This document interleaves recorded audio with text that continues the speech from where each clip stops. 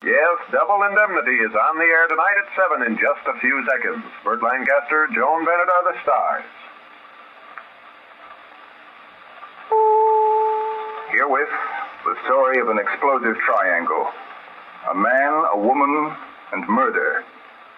Ladies and gentlemen, tonight we bring you Mr. Burt Lancaster and Miss Joan Bennett in James M Cain's memorable melodrama, Double Indemnity. This is the Ford Theater.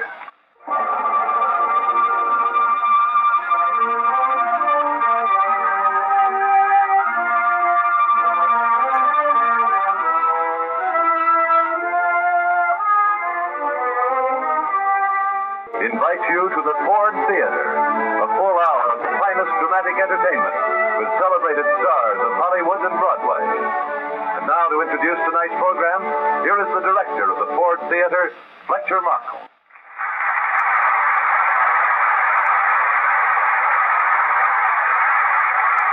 Ladies and gentlemen, we're about to step into the brassy yellow afternoons and nervous nights of summertime Los Angeles to enact for you one of James Cain's best Californian thrillers. Double Indemnity is a curious blend of passion, violence, and justice.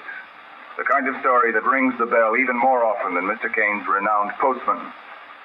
And with us in the Ford Theater tonight to impersonate two of the most unhappily matched villains in current crime fiction, we have Miss Joan Bennett and Mr. Burt Lancaster. Miss Bennett, an actress of great beauty and charm, slips out of character tonight to play Phyllis, who is beautiful and has a certain charm, but who is certainly not a lady. Mr. Lancaster also abandons his usually pleasant manner in favor of the solemn and brooding nature of a gentleman named Walter Neff, who is far from gentle. And as an added dividend, you'll be hearing one of Broadway's brightest and busiest performers, Mr. Myron McCormick, as Barton Keyes. Miss Bennett, Mr. Lancaster, Mr. McCormick, please to begin.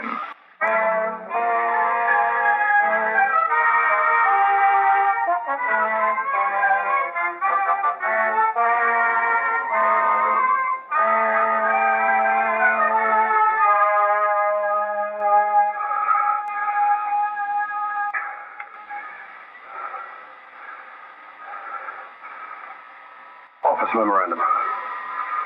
Walter Neff to Barton Keyes, claims manager, Los Angeles. Dear Keyes, I take great pleasure in dictating this report to you. Suppose you'd call it a confession when you hear it. Well, I don't like the word confession. I just want to set you straight about something you couldn't see because it was smack up against your nose. Wait a second. Well, I plug this wound of mine a little tighter.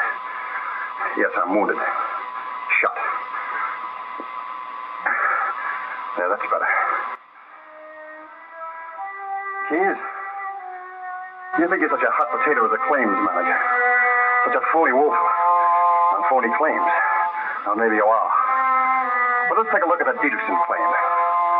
Accident and double indemnity. You were pretty good in there for a while, Keyes. You said it wasn't an accident. Check. You said it was murder. Check. You thought you had a cold, didn't you? All wrapped up in tissue paper with pink ribbons around it. It was perfect. Except it wasn't. Because you made one mistake. Just one little mistake. When it came to picking the killer, you picked the wrong guy. You want to know who killed Dietrichson? Well, hold tight to that cheap cigar of yours, Keyes. I killed Dietrichson. Me, Walter Neff, insurance salesman, 35 years old, unmarried, no visible scars. Until a little while ago, that is. Yes, I killed him. Killed him for money and for a woman. And I didn't get the money. And I didn't get the woman. Pretty, isn't it?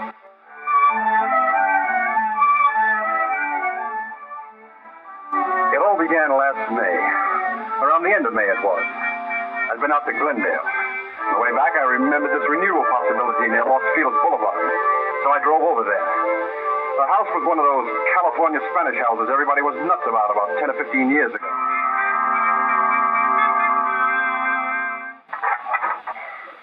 Is Mr. Dietrichson in? I'm Mrs. Dietrichson. What is it? Well, how do you do, Mrs. Dietrichson? I'm Walter Neff, Pacific All Risk. Yes? Pacific All Risk Insurance Company. It's about some renewals on the automobile insurance. I've been trying to contact your husband for the last 2 weeks, but he's never in his office. Is there anything I can do? Well, the insurance ran out on the 15th. I'd hate to think of you having a smashed fender or something while you're not fully covered. Oh, perhaps I know what you mean. I've been taking a sunbath on the roof. I just slipped into any old thing. No airplanes around, I hope. Now, about those policies, Mrs. Dietrichson. Why don't you come in? We'll talk in the living room. Neff is the name, is it? Yeah, with 2 F's. Well, suppose we sit down and you tell me about the insurance. Fine. My husband never tells me anything. Well, it's on your 2 cars. We've been handling this insurance for Mr. Dietrichson for 3 years, and we'd hate to see the policies lapse. That's honey of an anklet you're wearing, Mrs. Dietrichson. As I was saying, we'd hate to see the policies lapse. I guess my husband's been too busy down at Long Beach in the oil field. Well, couldn't I catch him at home some evening for a few minutes? You're a smart insurance man, aren't you, Mr. Neff? Well, I've been at it 11 years. Doing pretty well? Oh, it's a living. You handle just automobile insurance or all kinds? All kinds, right on down the line. Accident insurance? Accident insurance, for sure, Mrs. Dietrichson. I wish you'd tell me what's engraved on that anklet you're wearing. Just my name. Which is? Phyllis. Phyllis, huh? I think I like that. But you're not sure? Well, I'd have to drive it around the block a couple of times. Mr. Ned, why don't you drop by tomorrow evening about 8:30? He'll be here then. Who? My husband. You were anxious to talk to him, weren't you? Yeah, I was, but I'm sort of getting over the idea, if you know what I mean. There's a speed limit in this state, Mr. Ned, 45 miles an hour. How fast was I going, officer? I'd say around 90. Suppose you get down off your motorcycle and give me a ticket. Suppose I let you off with a warning this time. Suppose it doesn't take. Suppose I have to whack you over the knuckles. Suppose I bust out crying and put my head on your shoulder. Suppose you try putting it on my husband's shoulder. That is it. 8:30 tomorrow evening, then? That's what I suggested. Will you be here, too? I guess so. I usually am. Same chair, same perfume? Same anklet? I wonder if I know what you mean. I wonder if you wonder.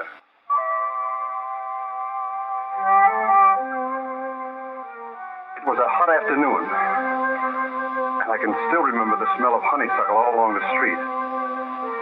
How could I have known that murder can sometimes smell like honeysuckle? Maybe you would have known, Keys, the minute you mentioned accident insurance, but I didn't. I felt like a million. I went back to the office to see if there was any mail.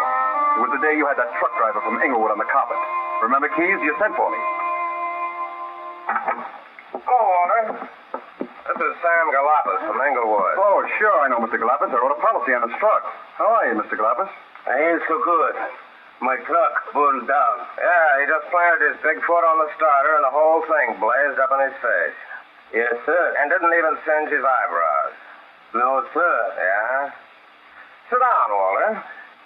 Now, look, Galapis. Every month, hundreds of claims come to my desk. All of them are phonies. And I know which ones. How do I know? Because my little man tells me. What little man? Here, inside me. Every time one of these phonies comes along, my little man ties knots in my stomach. I can't eat. Yours was a phony claim, Galapis. I couldn't eat. So what did I do? I sent a tow car over to your garage this morning, and they jacked up that burned-out truck of yours. And what did they find? They found what was left of a neat pile of shavings. Shavings? What shavings? The ones you soaked with kerosene and dropped a match on. I ain't feel so good, Mr. Keith. Here, just a minute. Sign this, and you'll feel fine. Sign what? It's a waiver on your claim, right here. Here? Here. Have a pen. Now you're an honest man again. Goodbye, Galapis. I ain't got no more truck.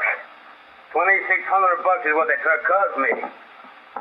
That's a lot of dough what I did. What's the matter, Galapis? Don't you know how to open the door? Just put your hand on the knob. Turn it to the left. Now pull it towards you. That's the boy. Thank you, Mr. Keith. Goodbye, Mr. Neff. Bye. What kind of an outfit is this anyway? Are we an insurance company or just a bunch of dim-witted amateurs to write a policy on a mug like that? Now, wait a minute, Keys. I don't rate this beef.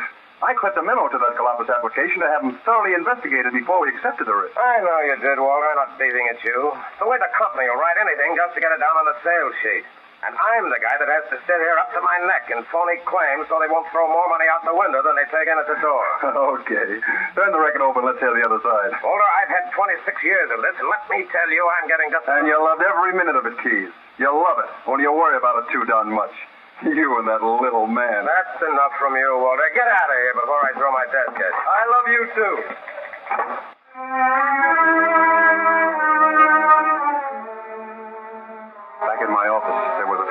message from Phyllis Dietrichson. She wanted the appointment put off from Wednesday night to Thursday afternoon instead. I tell you, I spent a lot of time the next 2 days thinking about Phyllis and the way that anklet of hers cut into her leg. I hope you didn't mind my changing the appointment, Mr. Ness. Last night wasn't so convenient. Oh, that's all right. I was working on my stamp collection. I was just fixing myself some iced tea. Would you like some? Yeah. Unless you got a bottle of beer that's not working. Well, I never know. There might be some in the icebox. Nettie! About those renewals, Mr. Ness. I talked to my husband about it. He'll renew it. He told me so. As a matter of fact, I thought he'd be here this afternoon. But he's not? No. That's terrible. Nettie! Oh, I forgot. Today's the maid's day off. Well, never mind the beer. Iced tea will be fine. Lemon? Sugar? Fix it your way. As long as it's the maid's day off, maybe there's something I can do for you. Like running a vacuum cleaner? Fresh. Well, I used to peddle vacuum cleaners. Not much money, but you learn a lot about life. Oh, I didn't think you'd learned it from a correspondence course. Your key. Thanks. Mr. Neff, Megan Waller, huh? Walter? That's right. Tell me, Walter, on this insurance, how much commission do you make? 20%. Why? Oh, I thought perhaps I could throw a little more business your way. I can always use it. I was thinking about my husband. I worry a lot about him down in those oil fields. It's very dangerous. Not for an executive, is it? Oh, he just doesn't sit behind a desk. He's right down there with those drilling crews. It's got me worried sick. You mean some dark night a crown block might fall on him, huh? Oh, please don't talk like But that's that. the idea. Well, don't you think he ought to have accident insurance? Uh-huh. Well, what kind of insurance could he have? Well, enough to cover doctors and hospital bills. Say $125 a week cash benefit. And he'd rate around $50,000 capital sum. Capital sum, what's that? In case he gets killed. Maybe I shouldn't have said that. Now, I suppose you have to think of everything in your business. I want to ask you something, Walter. Could I get an insurance policy on my husband without bothering him at all? How's that again? It would make it easier for you, too. You wouldn't even have to talk to him. Well, why shouldn't he know? Because he doesn't want accident insurance. He's superstitious about it. A lot of people are. That's funny, isn't it? If there was a way to get it like that, all the worry would be over. See what I mean, Walter? Sure. You mean you want him to have that policy without him knowing it? And that means without the insurance company knowing he doesn't know it. That's the setup, isn't it? Is there anything wrong with it? No, I think it's lovely. And then if some dark, wet night that crown block did fall on... What crown block? Only, sometimes it can't quite make it on its own. It has to have a little help. I don't know what you're talking Of about. course, it doesn't have to be a crown block. You could fall out of the upstairs window. Any little thing like that. Just so long as it's a morgue job. Are you crazy? Not that crazy. Goodbye, Mrs. Dietrichson. What's the matter? Look, you can't get away with it. You want to knock him off, don't you? That's a horrible thing to say. What do you think I was, anyway? A guy that walks into a good-looking dame's front parlor and says, "Good afternoon, I sell accident insurance on husbands. Have you got one that's been around too long, or one you'd like to turn into a little hard cash? Just give me a smile, I'll help you collect." Boy, what a dope you must think I am. I think you're right. And I think you're swell, as long as I'm not your husband. Get out of here. You bet I'll get out of here, baby. I'll get out of here, but quick.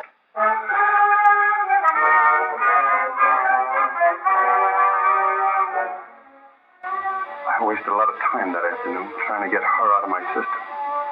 I went back to my apartment. I sat there looking out of the window, thinking she was a red-hot poker I'd got my hands on. I'd better let go now before the hand got burned off. It had begun to rain outside, and I watched it get dark, and I didn't even turn on the light. And right then it dawned on me that the hook was too strong. That this wasn't the end between her and me. It was only the beginning.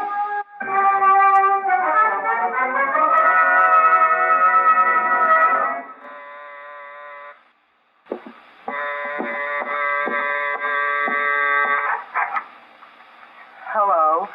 You forgot your hat this afternoon. How did you know where I live? You're in the phone book. It's raining. Come in. Take the coat off and sit down. Your husband working? Yes, he phoned he'd be late. It's about time you said you're glad to see me. I knew you wouldn't leave it like that. Like what? Sit down. Like it was this afternoon. I must have said something that gave you a terribly wrong impression. You must never think anything like that about me, Walter. Okay. No, it's not okay. Not if you don't believe me. Now, what do you want me to do? I want you to be nice to me. Like the first time you came to the house. It can't be like the first time. Something's happened. I know it has. happened to us. Maybe I oughtn't to have come. Maybe you oughtn't. You want me to go? No. Come here, baby. Walter. That perfume on your hair. What's the name of it? I don't know. I bought it in Ensenada. You know, about 6 months ago, a guy slipped on a cake of soap in his bathtub. Knocked himself cold, was drowned. Only he had an accident insurance. So, they had an autopsy, and she didn't get away with it. Who didn't? His wife. All she collected was a 3 to 10 stretch into Tehachapi. Perhaps it was worth it to her. Walter, let me go for a second. Sure. Make yourself at home. It's nice here, Walter. There's a wonderful view over here out the window. No, thanks. I hate looking out at the rain. Oh, you ought to have your couch resprung. Did you ever think of a divorce? He wouldn't give me a divorce. Too much money? He hasn't got any money. Not since he went into the oil business. But he had it when you married him. Yes, he had. And I wanted a home. Why not? Move over. But that's not the only reason. I was his wife's nurse.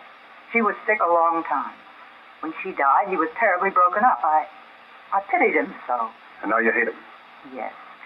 He's always been mean to me. Even his life insurance all goes to that daughter of his, that Lola. Nothing to you at all? No, and nothing is just what I'm worth to him. And so you lie awake in the dark and listen to him snore and get ideas. Walter, I don't want to kill him.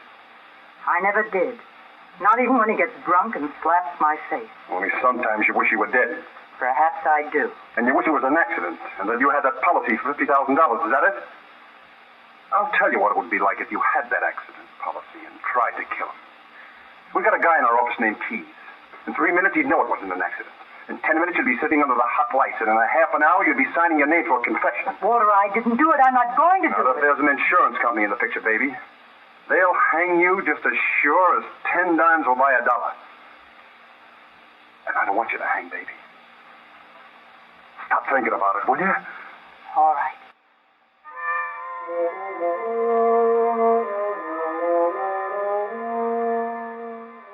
So, we just sat there, and she started crying softly, like rain on the window. And we didn't say anything. Maybe she'd stopped thinking about it, but I hadn't. I couldn't. Because you know how it is, Keys. In this business, you can't sleep for trying to figure out all the tricks they could pull on you. You're like the guy behind the roulette wheel, watching the customers to make sure they don't crook on the house. And then one evening you get to thinking how you could crook on the house yourself and do it smart. Of course, you got the wheel right under your hands. And you figure all you need is a plant out front, a shield to put down the bets. And then suddenly the doorbell rings and the whole setup is right there in the room with you. Look, Keys, I'm not trying to whitewash myself. I fought it. Only I guess I didn't fight it hard enough. The stakes were $50,000, but they were the life of a man, too. A man who'd never done me any dirt, except he was married to a woman he didn't care about. And I did. And I was holding her in my arms. Will you phone me? Sure. Walter, I hate him. I loathe going back to him. You believe me, don't you, Walter? Sure, I believe it. I can't stand it anymore. What if they did hang me? They're not going to hang you, baby. They're not going to hang you. Because I'm going to help you do it. Do you know what you're saying? Sure, I know what I'm saying. We're going to do it. We're going to do it right. I'm the guy that knows how. Walter, you're hurting my arm. There's not going to be any slip-ups. Nothing sloppy. Nothing weak. It's got to be perfect. Call me tomorrow, but not from the house, from a booth. And watch your step every single minute. This has got to be perfect. You understand? Straight down the line. Straight down the line.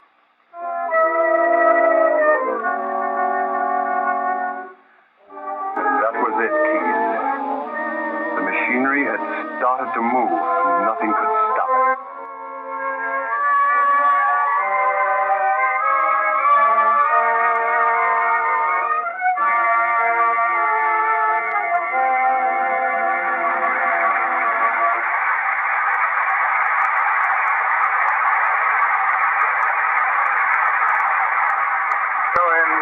First act in the Ford Theater production of Double Indemnity, starring Burt Lancaster and Joan Bennett, with Myron McCormick. And now, Joan Bennett and Burt Lancaster resume the Ford Theater's presentation of Double Indemnity.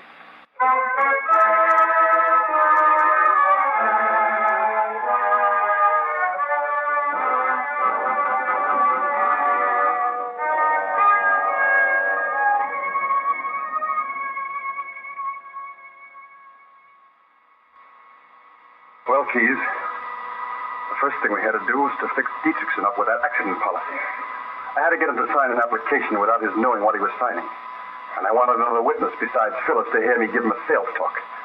I was trying to think of you with your brains, Keys, because I wanted all the answers ready for all the questions that you were going to spring as soon as Dietrichson was dead.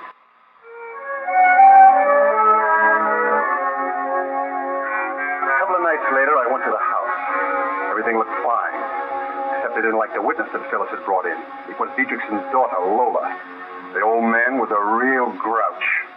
The next thing you'll tell me, I need earthquake insurance and lightning insurance and hail insurance. If we brought all the insurance they could think up, we'd stay broke paying for it, wouldn't we, honey? What keeps us broke is you going out and buying 5 hats at a crack. Who needs a hat in California? Dollar for dollar, Mr. Dietrichson. Accident insurance is the cheapest coverage that you can buy. Maybe some other time, Mr. Neff. Whatever you say. Suppose we just settle about my old insurance tonight. Sure. All we need on that is for you to sign the application for renewal. Father? All right, if I run along now. Run along where? Who is? Just Ann And who? and Matthews. It's not that Nito Tagetti guy again, is It's it? Ann Matthews. I told you we were going roller skating. Better not be that Tagetti guy. If I ever catch Good you night, with it... Father. Good night, Phyllis. Good night. Good night, Miss Dietrichson. Oh, I'm sorry. Good night, Mr. Neff. Good night, Mr. Neff. Don't you stay out late. Oh, Now, if you'll just sign these, Mr. Dietrichson. Sign what? The applications for your auto renewal, so you'll be covered until the new policies are issued. When will that be? Or in about a week. Just so I'm covered when I drive up north. San Francisco? Palo Alto. he was a Stanford man, Mr. Neff, and he still goes to his class reunion every year. Well, what's wrong with that? Can't I have a little fun even once a year? Where do I sign? The bottom line. Both copies, please. Sign twice, huh? Yes, one is the agent's copy, and I need it for my file. Files. Duplicates, triplicates. There you are, both signed. Both of them.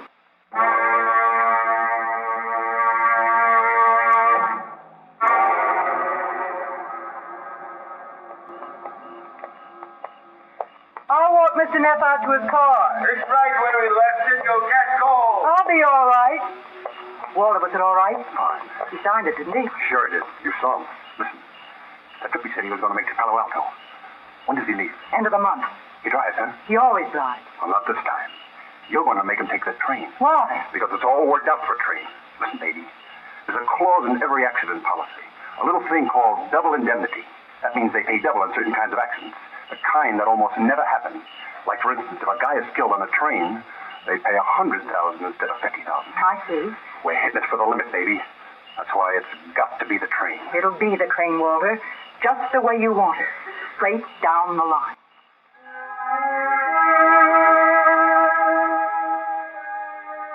Keith, you know that big market up on Los Feliz? That's the spot Phyllis and I had picked out for a meeting place. There were still a lot of details that she had to know by heart. I didn't dare let her call me at the office. So she was to be at the market every morning about 11 o'clock. And I could sort of run into her any day I wanted to see her. Sort of accidentally on purpose. Walter, I've got to talk to you. Not so loud. Let me talk first. It's all set. The accident policy came through. I got it in my pocket. I got a check, too. I saw him down at the oil field while he was paying for the auto insurance. Check's just made out to the company, so it can be for anything. But you have to send a check for the auto insurance, see? Open your bag quick. I'll slip the policy inside. Here. Can you get in the safe deposit box? Yes, we both have keys. Fine. But don't put the policy in there yet. I'll tell you when. Okay. Now, when is he leaving on the train? That's just it. He isn't going. What? I've been trying to tell you the trip is off. Mister, could you reach me that package of baby food? That one up there. Oh, sure. Here. Thanks. I don't know why they always put what I want on the top shelf. Go ahead, baby. I'm listening. Walter, he had a fall down at the oil field. Broke his leg. It's in a cast. What do we do now? Nothing. We just wait. Wait for what? Until he can take the train. I told you, it's got to be the train. There are other ways. Maybe. But We gotta wait. Maybe we have, Walter, only it's so tough not being able to see. It's like a wall between us. Look, I better go now, baby. And just remember, I'm thinking of you every minute.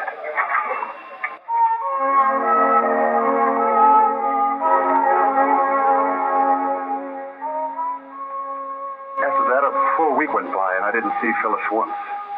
I tried to keep my mind off the whole idea. I kept telling myself that maybe those fates they say watch over you had gotten together and broken his leg just to give me a way out. And then it was the 15th of June.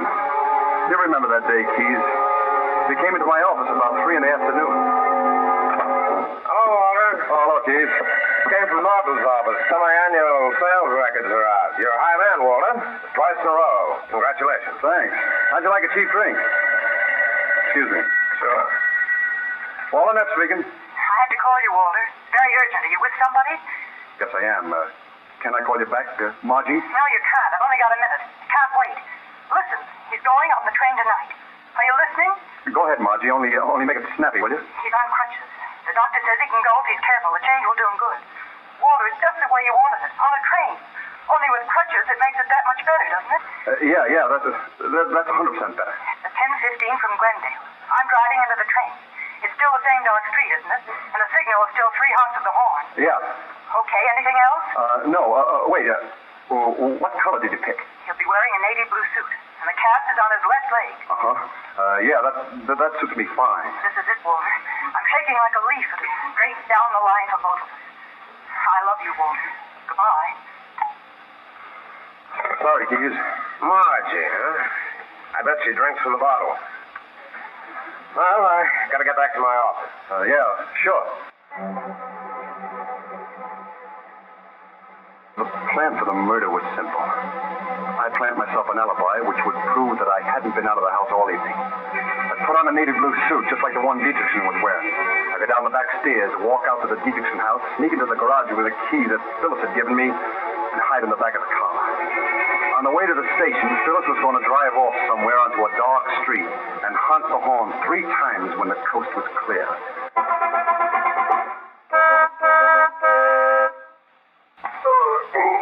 Oh, Walter.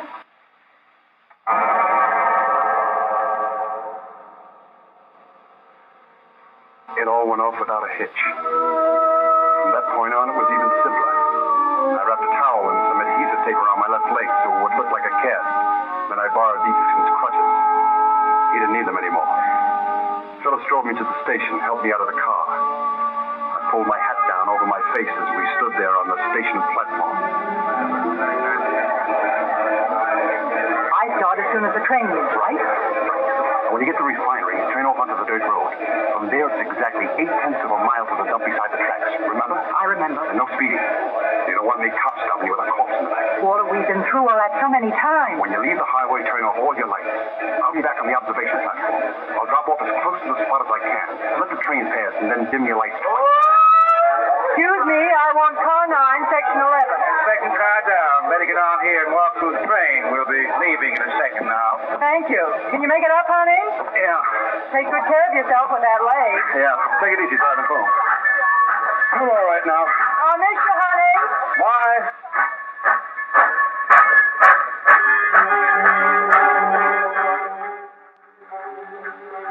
I got to my berth and I told the porter to make it up. And then I told him I was going back to the observation car for a smoke. I shook him off when he wanted to help me. I got a jolt when I got out onto the observation platform. There was a guy there who wanted to talk. You know him, Keith. A fella named Jackson. Evening. My name's Jackson. Going all the way to Medford, Oregon. I had a broken arm once. That darn cast itches something fierce, doesn't it? I thought I'd go crazy with mine. Looking for something, Mr. Dietrichson. Bet you left something behind. I always know. My cigar case. I guess I left it in my overcoat pocket back in the section. Would you like to roll yourself a cigarette? No, thanks. I really prefer cigars. Maybe the porter could... I could get you cigars for you. Be glad to, Mr. Dietrichson. Well, if it's not too much trouble, it's car 9, section 11. Car 9, section 11. A pleasure.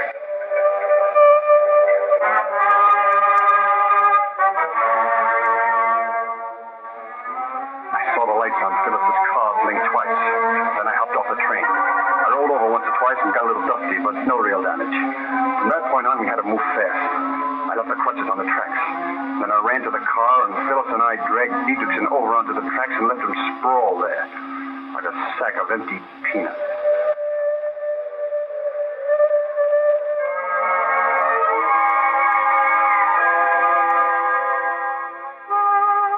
That's all there was to it.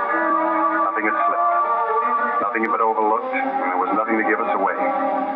And yet, Keys, after I took Phyllis home, as I was walking down the street back to my apartment, suddenly it came over me that everything would go wrong. Sounds crazy, Keys, but it's true. So help me, I couldn't hear my own footsteps. It was the walk of a dead man.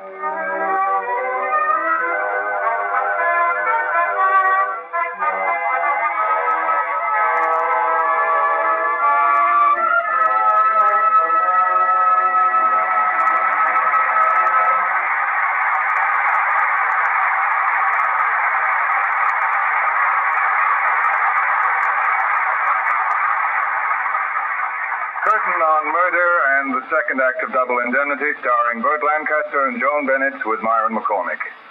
Station identification then, following which we'll hear the third act of Double Indemnity, starring Burt Lancaster and Joan Bennett. This is CBS, the Columbia Broadcasting System.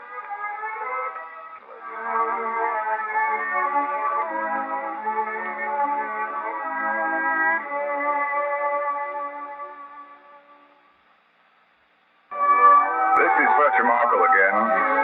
Tonight's version for listening of Double Indemnity was adapted by Howard Rodman from the motion picture script by Raymond Chandler and Billy Wilder. Now for the third act of Double Indemnity.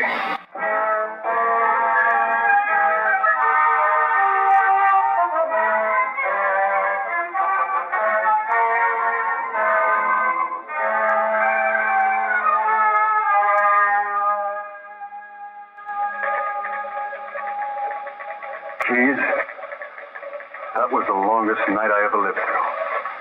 And the next day was worse when the story broke in the papers. Come on, Walter. The big boss wants to see you.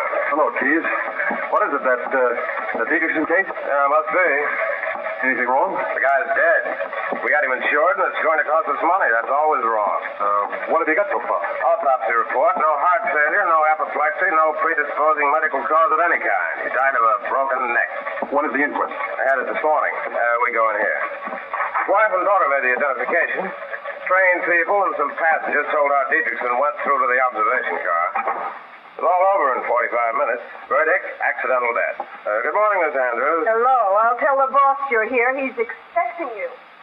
What did the police think? That Dietrichson got tangled up in his crutches and fell off the train. They're satisfied. It's not their dough. You can come right in, Mr. Neff. Oh, thanks. He's on the phone. I believe the legal position is quite clear. Just stand by. Right. I'll call you later. Come in, Mr. Keys. You do, Mr. Neff. Thanks. Sit down. Sit down. Any new developments? Nothing much. Dietrichson's secretary says she didn't know anything about his taking out this insurance policy.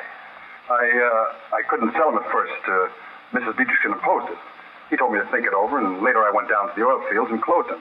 He signed the application. He gave me his check. And a fine piece of salesmanship that was, Mr. Neff. There's no sense in pushing Neff around. Are we sure Dietrichson fell off a train? I don't get it. You don't, Mr. Keys. And what do you think of this case? No opinion at all. I'm surprised, Mr. Keys. I formed a very definite opinion. I think I know what happened to Dietrichson. Mm-hmm. You think you know what? In my opinion, it was not an accident. I think it was suicide. What do you say to that?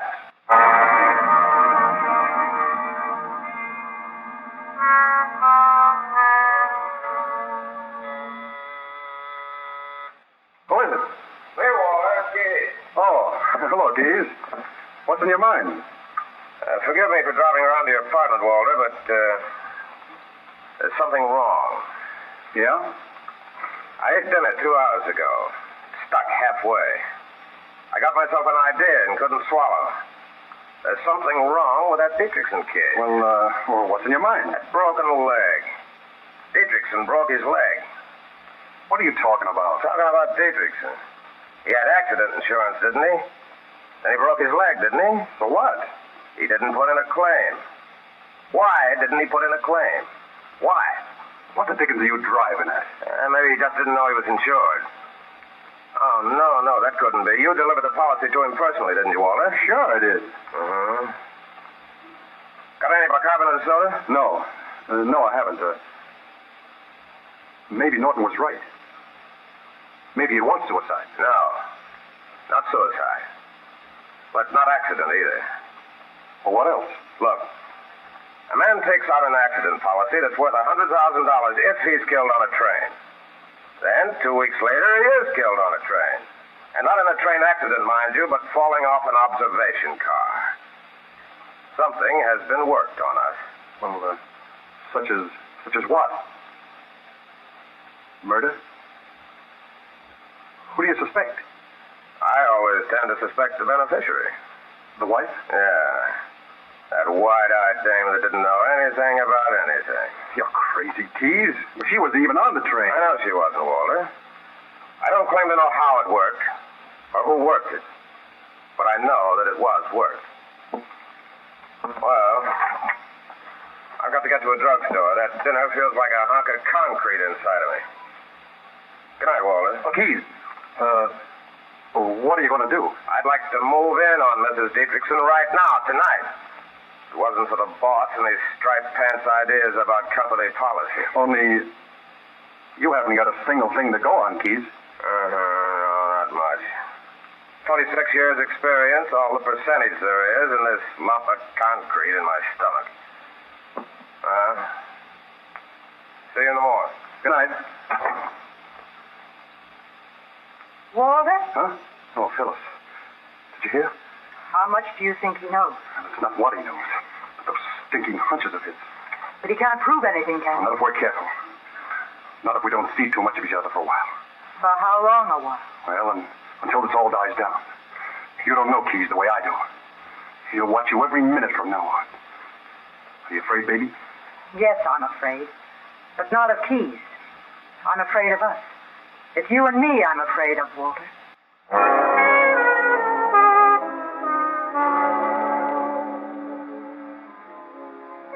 It was the following day that Lola Dietrichson came in to see me. She was plenty upset.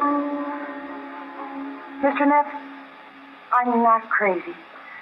Or I'm not hysterical. I'm not even crying. Only I have an awful feeling that something's wrong. I had the same feeling once before, when my mother died. When your mother died? We were up at Lake Arrowhead. It was 6 years ago. And it was bitterly cold. My mother was very sick with pneumonia, and so she had a nurse with her, but there were just the three of us in the cabin. Well, one night I got up and I went into my mother's room. She was delirious with fever. And all the bed covers were on the floor and the windows were wide open. The nurse wasn't in the room, so I ran over and I covered up my mother just as quickly as I could. And then just then I heard the door open behind me. The nurse stood there. She didn't say a word. But there was a look in her eyes I'll never forget. 2 days later, my mother was dead. You know who that nurse was? No. Who? Phyllis. And 6 months later, she married my father.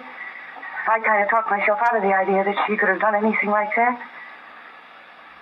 But now something has happened to my father, too. You're not making sense, Miss Dietrichson. Your father fell off a train. And 2 days before he fell off a train, what was Phyllis doing? She was in her room in front of the mirror, Mr. Neff, with a black hat on. And she was pinning a black veil on it, as if she couldn't wait to see how she'd look in mourning.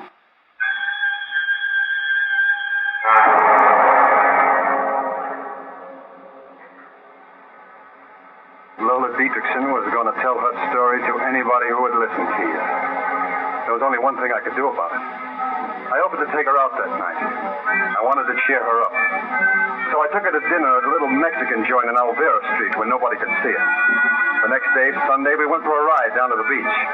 That day, she even left. I had to make sure that she wouldn't tell that stuff about Phyllis to anybody else. And I had no chance to talk to Phyllis myself. You were watching her like a hawk, Keith. I couldn't even phone her because I was afraid that you had the wires tapped.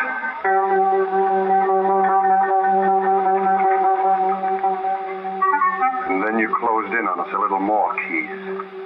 You even tracked down Jackson, the guy on the observation platform. And with his help, you figured it all out to the letter.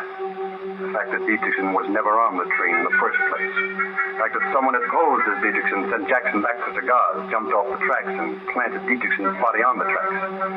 The only thing you didn't know was that the guy who jumped off the train was me. I wasn't sure how much you did know. But that morning you asked me to come to your office. Jackson was there, facing the door when I came in. Don't go away, Walter. This is Mr. Jackson. Mr. Jackson? He's checking some pictures for me. Look, Mr. Jackson. Here's a picture of Dietrichson. Is that the man you talked to on the train that night? No, sir, it is not. Mr. Jackson, this is Mr. Neff. Oh, pleased to meet you, Mr. Neff. Jackson, I want you to stick around for a while in town. Expenses paid, of course? Of course. Get me Loban in the cashier's office. You ever been in Oregon, Mr. Neff? No, I've never been up there. Hello, Loban. This is Cage. Listen, I'm sending a man named Jackson. Oh, wait a minute. Do you ever go trout Down fishing? here for Maybe I saw you up at Klamath Falls way. Nope, I don't fish. Take care of yourself. Never go fishing, Neff? Yeah, he's coming right down. Okay. Neff. Neff, it's the name. There's a family in Neff's and Corvallis. No relation. All right, Mr. Jackson. Suppose you go down to the cashier's office. They'll take care of your expense account. Well, bye, gentlemen. It's been a pleasure. Bye, Mr. Jackson. Mr. Neff? Bye. Well, there it is, Walter. Now we know the Dietrichson dame is in it, and somebody else. Pretty soon we'll know that somebody else is. He'll show. He's got to show. Whether it's love or hate doesn't matter. They can't keep away from each other. They may think it's twice as safe, but it's 10 times as dangerous. They've committed murder. It's not like taking a trolley ride together where they can get off at different stops. They're stuck with each other. They've got to ride all the way to the end of the line. It's a one-way trip, Walter. And the last stop is the cemetery.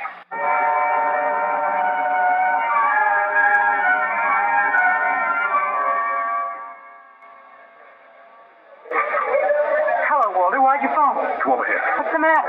Everything's the matter. He's just sitting back with his mouth watering, waiting for you to sue. But you're not going to. Well, if he rejects my claim, I have to sue. Yeah? And then he'll have you in court, and a lot of other things are going to come up. Like, for instance, about you and the first Mrs. Dietrichson. What about me and the first Mrs. Dietrichson? The way she died. Oh? And about that black hat you were trying on. Before you needed a black hat. Oh, Lola's been telling you some of her cockeyed stories. She's been seeing you. I've been seeing her, you want to know. So she won't yell her head off about what she knows. Oh, she's been putting on an act for you, crying all over your shoulder, that lying little... Look, all I'm telling you is you're not going to sue. It isn't the money anymore. It's our necks. We're pulling out, you understand? Because of what Keys can do? You're not fooling me, Walter. Because of Lola. What you did to her father. You're afraid she might find out someday. We can't go through it, that's all. We have gone through it. Walter, the tough part is all behind us. We just have to hold on now and not go soft inside. Stick close together the way we started out. Excuse me. Well, watch it. I loved you, Walter, and I hated him. But I wasn't going to do anything about it. Not till I met you. You planned the whole thing. I only wanted him dead. And I'm the one that fixed it so he was dead. Is that what you're telling me? We went into it together, and we're coming out at the end together. It's straight down the line for both of us. You remember that.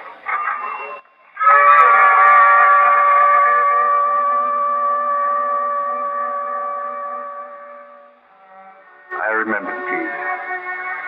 About that trolley ride you talked about in the cemetery at the end of the line. And then I got to thinking what cemeteries were for. I guess that was the first time I ever thought of Phyllis that way. Dead, I mean. And how it'd be if she were dead. And then a couple of things hit me in succession. First, Lola. I I saw her 3 or 4 times that week.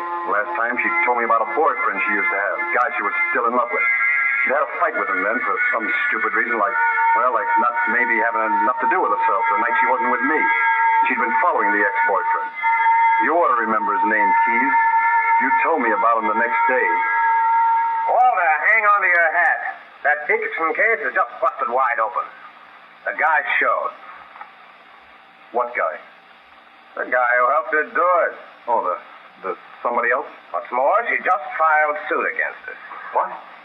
When we get her into the courtroom, I'll tear them to pieces, both of them. Come on, Walter, I'll buy you a beer. No thanks, Keys. I got a shave and a shoe shine. I got a date. Margie again? I still bet she drinks from a bottle.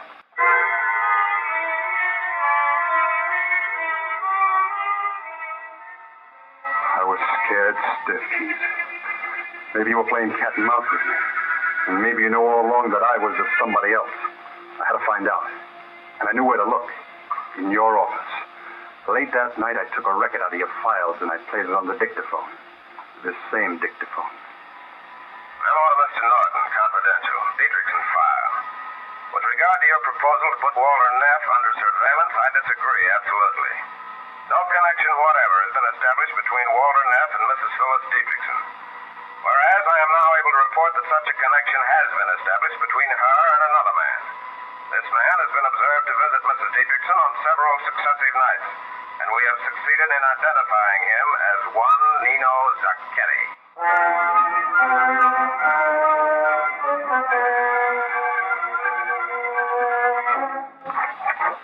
Hello, Walter.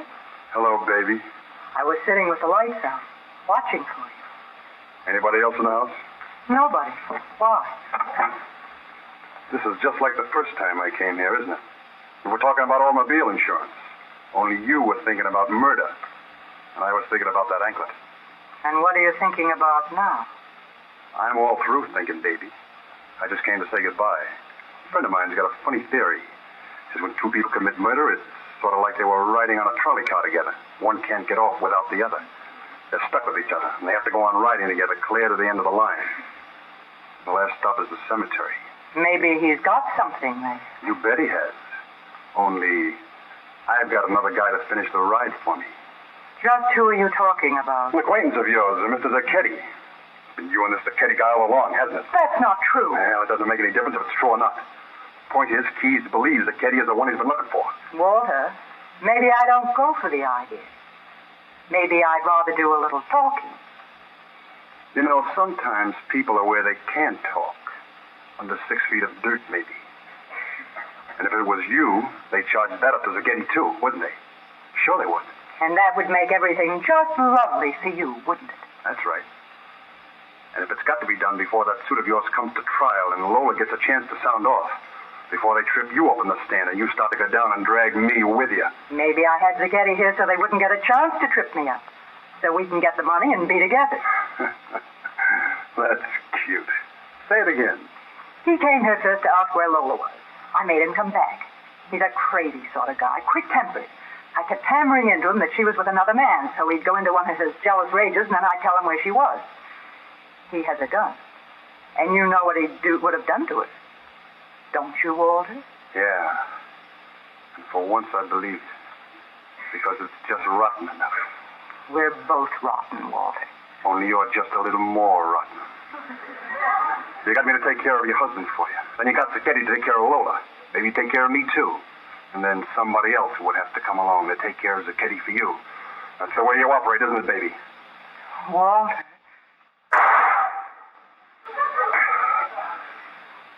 You can do better than that. Can't you, baby? Better try again. Maybe if I come a little closer. How's this? Think you can do it now? Why don't you shoot again, baby? Don't tell me it's because you've been in love with me all the time. No, I never loved you, Walter. Not you or anybody else. I used you. Just as I was going to try and use Zacchetti. That's all you ever meant to me. I could use you. Until a minute ago when I couldn't fire that second shot. Something kept me from pulling the trigger. I never thought that could happen to me. I didn't know I cared that much for you, Walter. Sorry, baby. I'm not buying. I'm not asking you to buy. Just hold me close. Yeah. Close. Like this. Walter. Goodbye, baby.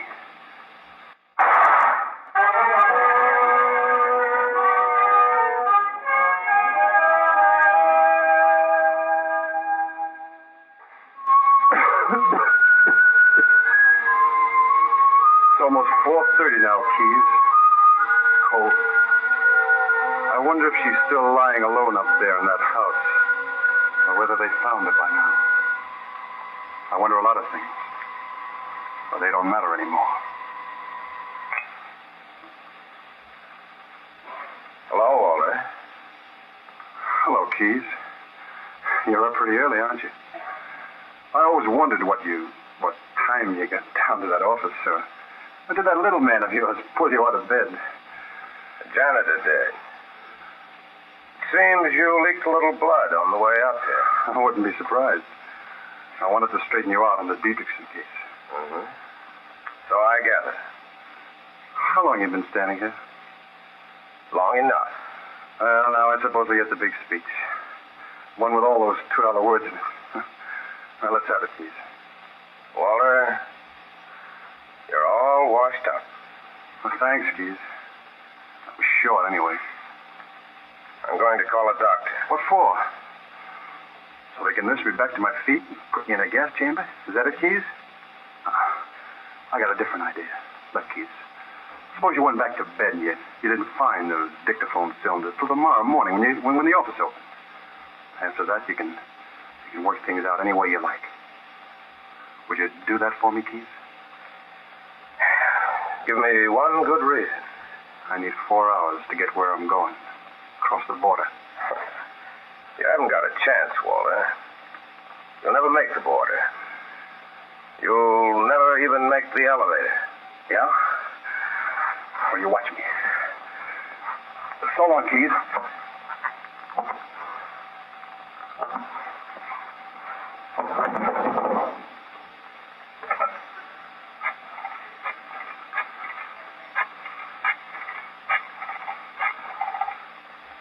Keys. How you doing, Walter? You know, Keys, you know why you couldn't figure this one? Why? Because the guy you were looking for was too close. He was right across the desk from you. Closer than that, Walter. Yeah. I love you, too.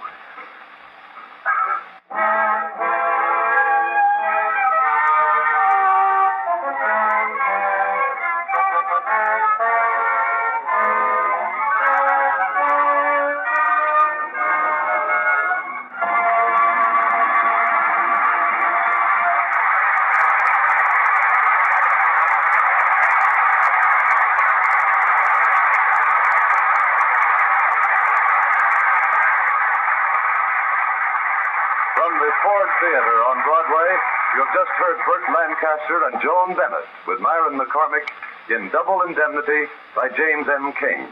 The original musical score was composed and conducted by Cy Feuer. Now again, Fletcher Markle. May a director identify the principals in our cast tonight? In the foreground Phyllis Dietrichson. was played, of course, by Miss Bennett. Walter Neff. Was played by Mr. Lancaster. Barton Keys. Was played by Myron McCormick. Mr. Norton. Was Joe DeSantis. Lola Dietrichson. Was Mercedes McCambridge. Mr. Jackson. Was played by Robert Dryden. Actively assisting were Hedley Rennie, Miriam Wolfe, and Ivor Francis. This is Fletcher Markle with a good night and thank you from all of us in the Ford Theater.